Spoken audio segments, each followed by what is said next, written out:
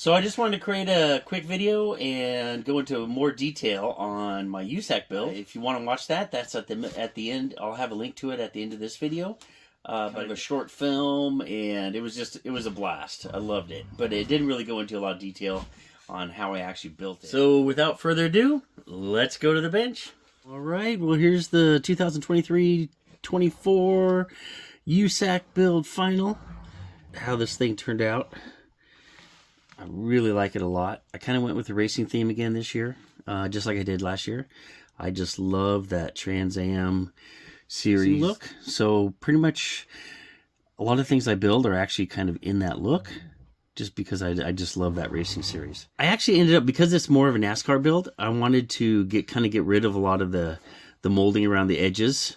So I sanded all that off, because at first I was going to kind of keep this, and then I ended up rounding this off.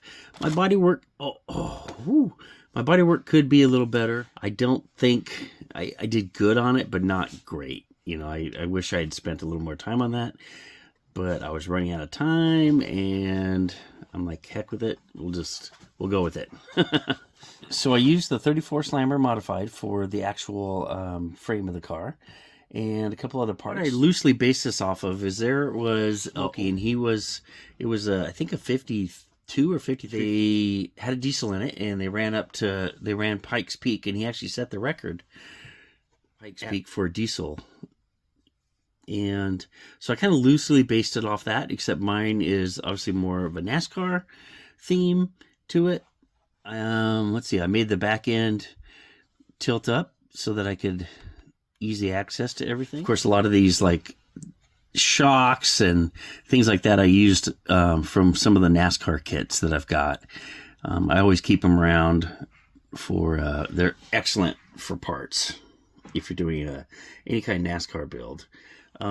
Custom roll bar, and then I added one of the windows from the NASCAR kits. I actually cut down and added to here. Let me close that up. It actually does have, I did run the fuel line up front. And again, this is actually the turbo hat that comes down, and it's kind of hard to see, but there is actually a turbo right here. And then the intake actually kind of comes up here. It's, you know, here's the exhaust coming out. I did run some lines for the brakes. Not super happy with them. I think they could have definitely been better if I had a more of a small, just diameter copper tubing.